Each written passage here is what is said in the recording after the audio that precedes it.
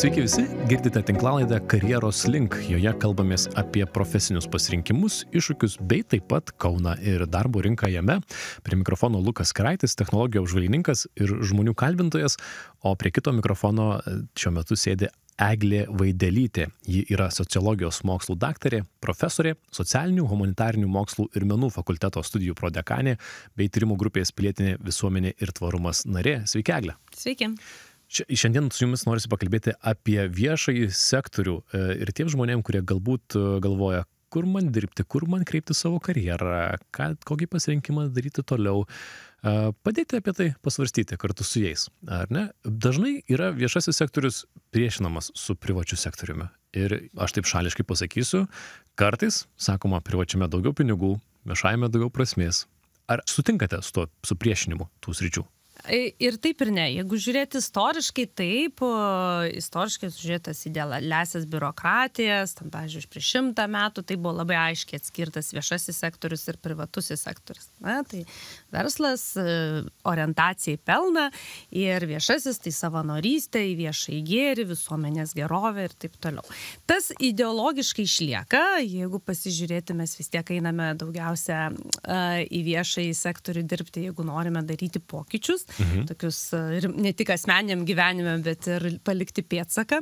Bet iš tikrųjų nedaryčiau šiandien labai aiškios tokios skirties, todėl kad vadybinių krypčių, inovacijų krypčių labai daug galima rasti ir viešajame sektorėje, efektyvumą orientuotų dalykų, tai čia yra jau visa viešojo valdymo teorija, kuri čia neapsistosiu, bet iš principo, ko reikia abiems sektoriams? Reikia kūrybingų žmonių, iniciatyvių žmonių, atsakingų žmonių. Tai jeigu jūs norite padaryti karjerą ir turite šitas savybės, tai jums seksis visur gerai. Bet jeigu jūs norite ateiti į viešąjį sektorių, tai dažniausiai žmonės savęs klausia, kokį aš poveikį padarysiu, kaip aš save matau po 5 metų. Ar aš esu geras vadybininkas, ar aš esu pasaulio gelbėtojas, ar tarptautinių organizacijų kažkoks atstovas ir panašiai. Tai aš manau, viešajam sektoriui tos galimybės yra šiek tiek platesnės ir jos kartais atrodo mažiau konkrečios, bet jūs tuo pačiu turi daugiau interpretacijos, daugiau laisvės ir galimybių save išreikšti ir jaustis tokiu naudingu žmogum. O kad daugiau uždirbama versle? Aš manau, kad yra labai puikios galimybės uždirbti ir tarptautinėse organizacijose ir, pavyzdžiui, Raudonasis kryžius. Tai taip yra nepelno organizacija, bet tarptautiniai ekspertai ir dalyvaujantis įvairiose misijose neuždirba mažai. Sakau, labai sunku pasakyti, kas yra daug. Yra verslai, kurie yra mažieji, smulkieji verslai, kur ten tikrai nėra didelės sumos, yra labai didelės sumos. Tai ko žmogui reikia. Ir mes visą laiką sakau ir savo studentam, kad jeigu jūs dirbsite darbą, kuris jums bus neįdomus, tai kiek jums be mokėtų, po mėnesio atrodys per mažai, nes yra net moksliniai tyrimai rodė, kad žmonės, kurie dirba darbą, kurie tai ateina ir įvairios ligos, ir nepasitenkinimas savimi, ir prasmės trūkumai, psichologiniais dalykai ir panašiai.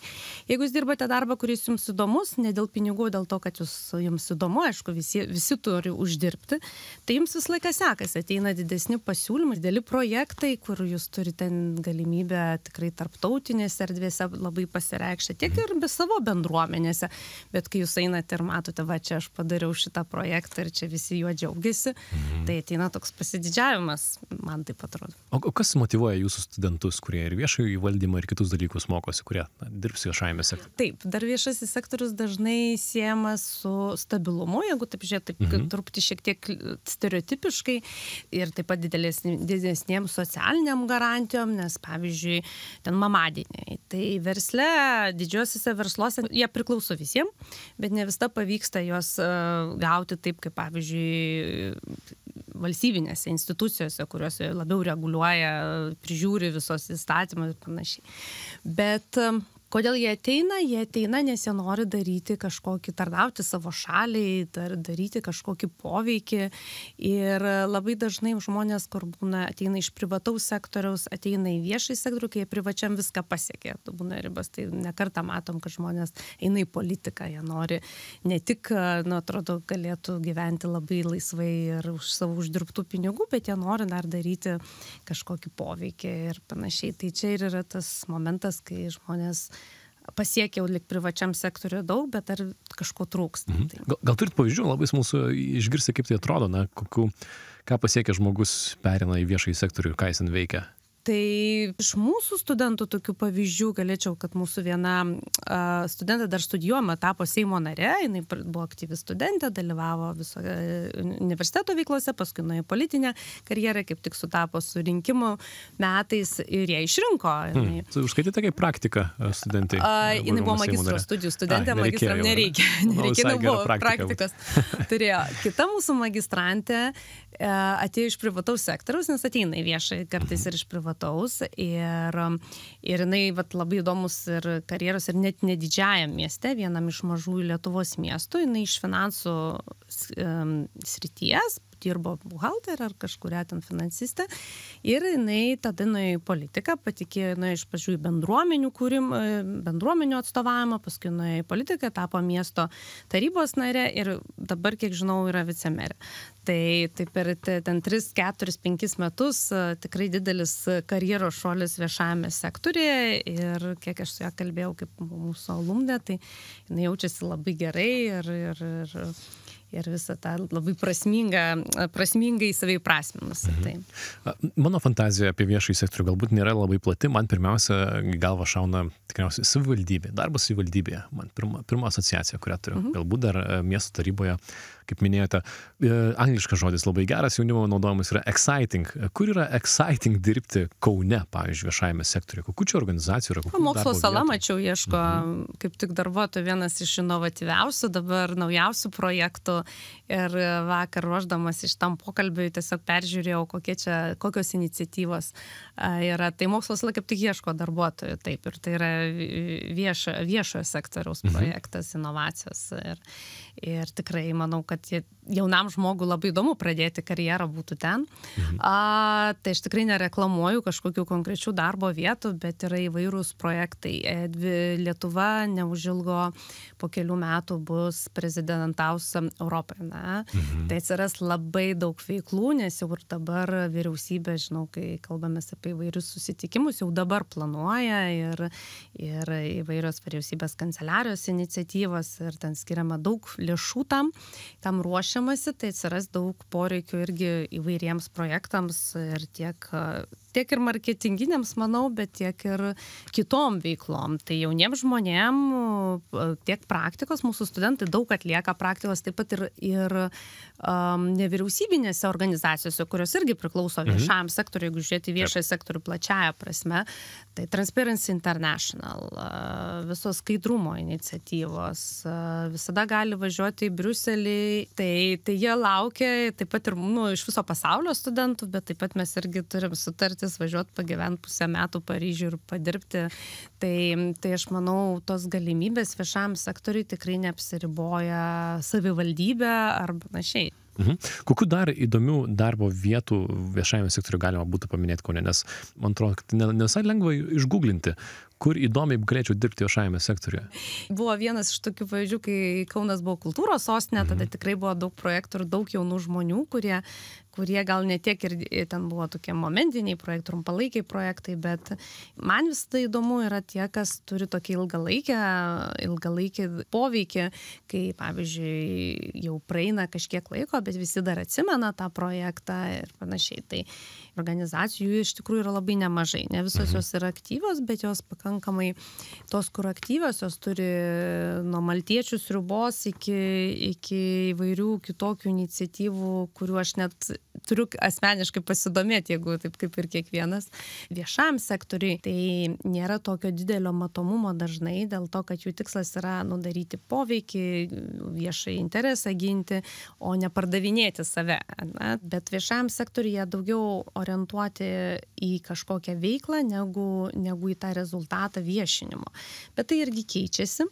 Nes dabar daug yra projektų mokytojų, pavyzdžiui, įvaizdžio gerinimui ir tą galim matyti, policijos buvo labai daug įvaizdžio gerinimui ir dabar, aišku, su saugumo visais įtampom, tai atsiranda didelis dėmesys kariuomeniai ir tas nacionaliniam pasididžiavimui, to nacionalinio saugumo klausimais. Viešajame sektoriuje nelabai yra ambasadorių, atrodo, kad tarsi būtų mažiau, ar ne, negu privačiame sektoriuje, kuris sakytų, na štai, turime ne mero lygyje. Taip, politikus mes daro, bet daug kas kartais tiesiog nesiskelbia taip, kaip, nes yra kitokia specifika. Yra kitokia specifika orientuota į patį tą gėrio kūrimą, į vertės kūrimą, bet ne tiek į tą pardavinėjimą, nes jeigu ką daro influenceriai, jie pardavinėja daugiausia, kažką savo gyvenimo būdą ir taip toliau, ir jie iš to gauna, iš to savo žinomumo, tos, kai jiems duoda reklamą, tai yra visiškai kitas rytis.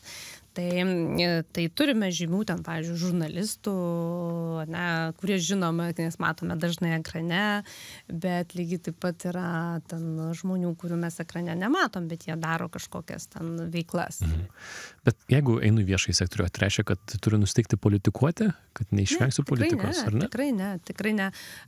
Nes viešasis sektorius tai yra ir nevyriausybinės organizacijos, tai yra ir net pačiam, jeigu einate dirbti, pavyzdžiui, vyriausybę, tai jūs nebūtinai politikas būna, jūs gali būti valstybės tarnautojas, tai yra karjeros tarnautojas, tai jūs daugiau vykdote tą politikų vadinamą darbotvarkę, ir, pavyzdžiui, vyriausybės kanceliarija ir kaip jie kartais vadina, vieni mirtingi, kiti nemirtingi, tai tie mirtingi, tai kurie keičiasi su politinė valdžia, tai politinio pasitikėjimo tarnautojai, bet yra žmonės, kurie dirba eilę metų tik savivaldybėse ir jie vykdo tam tikrus projektus, dėl to vyksta planavimas, vyksta tam tikros strategijų kūrimas, kad būtų tas tęstinumas.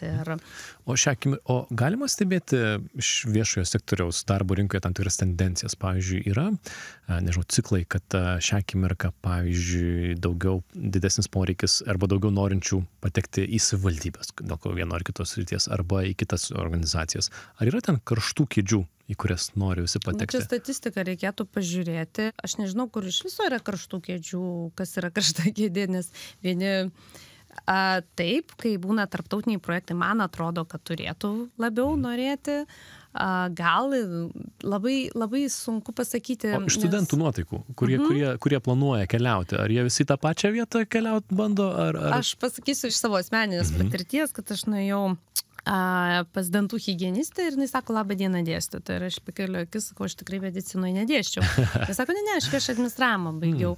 Ir aš taip žiūriu ir taip tai sako, taip, bet paskui aš supratau, aš noriu daryti mediciną ir perėjau. Tai žmonės keičiasi, jie pereina įvairius laukus ir šiuolaikiniai jaunimas, jie nori greitos karjeros. Pavyzdžiui, viešam sektoriui daryti ten viešuosius ryšius ir panašiai, tai gal tas daugiau atsispindi ir ypač bakalauro lygmenyje, kur jauni žmonės. Tai magistro lygmenyje, mūsų, pavyzdžiui, viešo administravimo studijos yra pačios populiariausios universitete, apskritai magistro studijos ir viso. Kažin, kodėl jūs tokios populiarios? Todėl, kad jeigu pagal įstatymą, jeigu nori užimti vadovaujančias pareigas, tu turi turėti viešo administravimo magistro laipsnį arba teisės magistro laipsnį. Tai daug kas dėl to ateina, dėl karjeros laiptelio ir jie būna labai sąmoningi, labai motyvuoti studentai ir turim keliasdešimt kartų daugiau negu bakalaurų šiai dienai.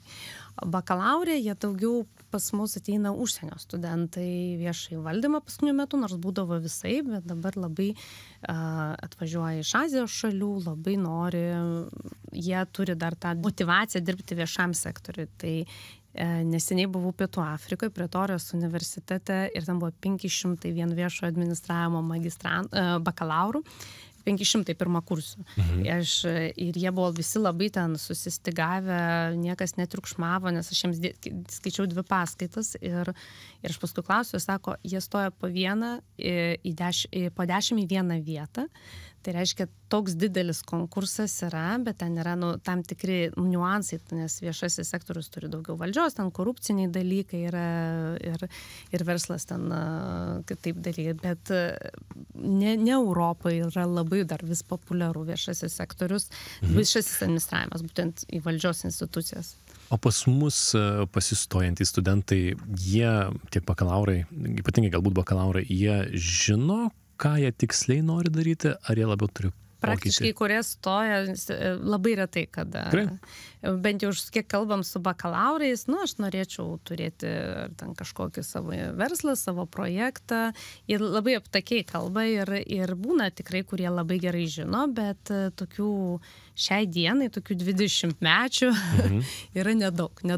Bet jau kalbant apie magistro studijas, jie labai konkrečiai jau žino. O kaip jie išsiaiškina, kuriuo momentu tai įvyksta?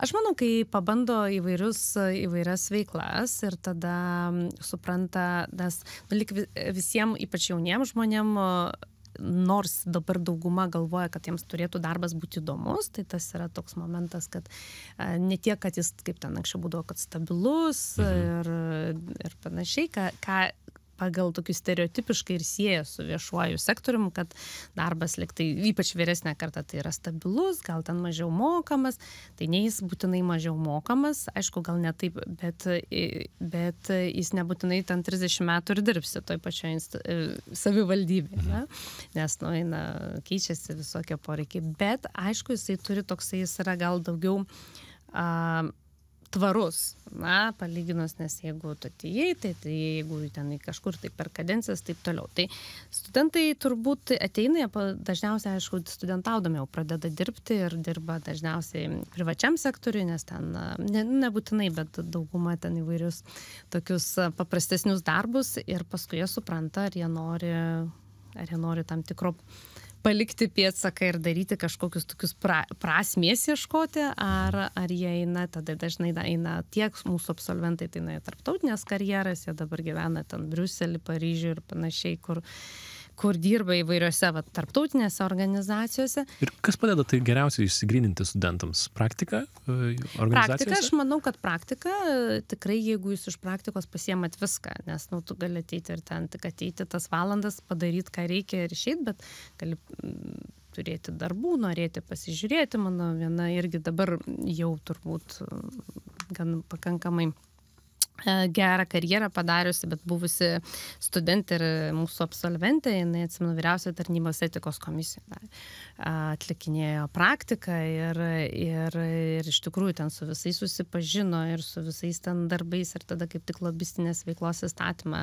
atnaujino ir jinai ten irgi prisidėjo, žiūrėjo visas tas ir tą paskui panaudojo, nuėjus tarp kitko į verslą, bet paskui, jeigu gerai žinau, atsimenu, tai jinai dabar grįžo irgi į viešai su viešais nevyriausybinės organizacijas dirbti. Kas dažniausiai pargrąžina žmonės į viešojo sektoriaus darbus?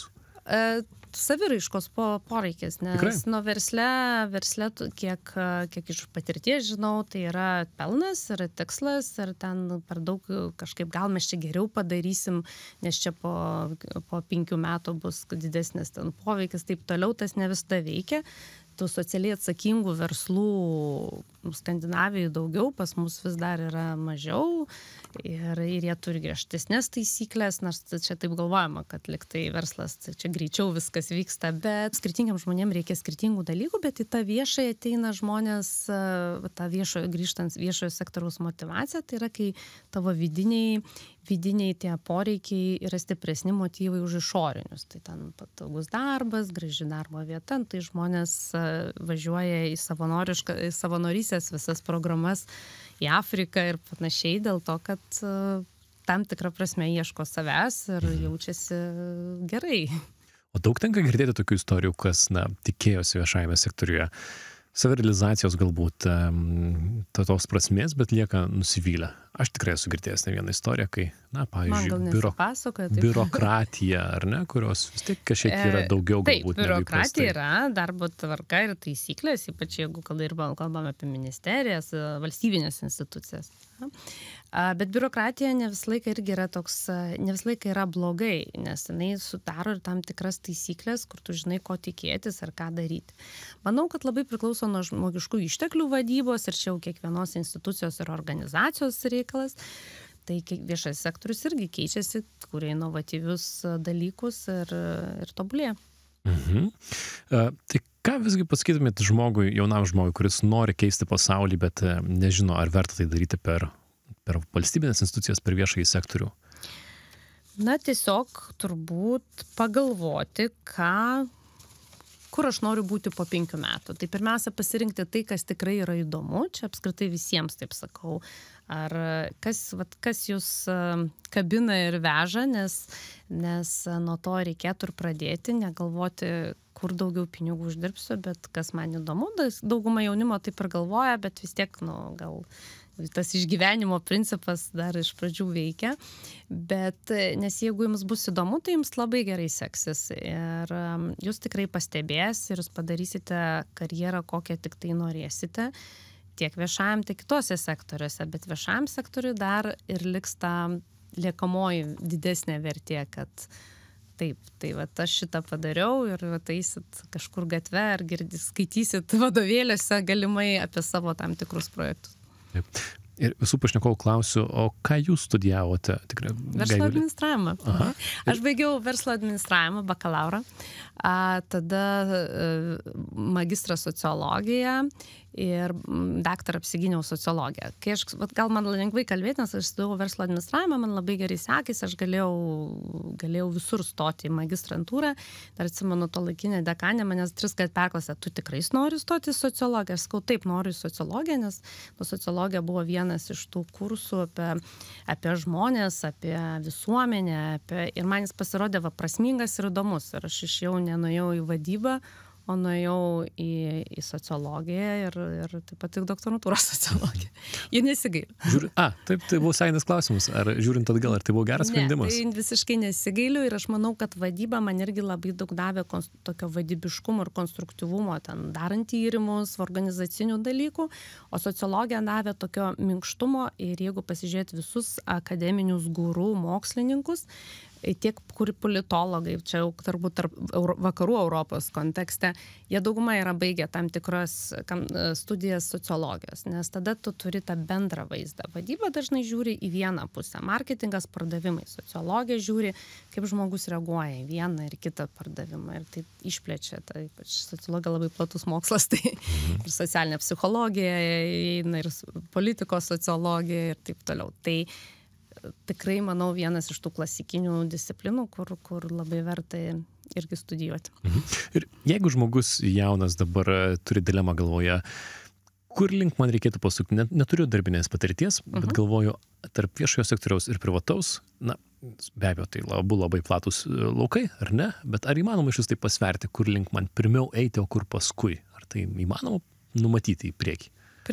Numatyti tai visą laiką reikia pabandyti ir jaunam žmogui visada sunku numatyti, net ir man jau, aš netokia jauna ir man kartais sunku ką nors numatyti, nes kai atsigrįžia atgal, tai jau tada geriau žinai, bet tiesiog reikia pagalvoti, kas tau įdomiau, nes negalima tai vienareikšmiškai sakyti, nes gal vienam įdomiau vienas dalykas, kitas kitam ir pabandai, ir kaip aš sakau, ir su studijom, tai pabandykit, pamatysit, pasimokysit bent jau metus, matysit netinka, perstosit kitur, nes kartais atrodo neįdomu ir pasidaro įdomu, ir kartais atvirkščiai atrodo, kad čia labai wow, ir tada tu galvoji, gal aš noriu pabandyti kažką kitą.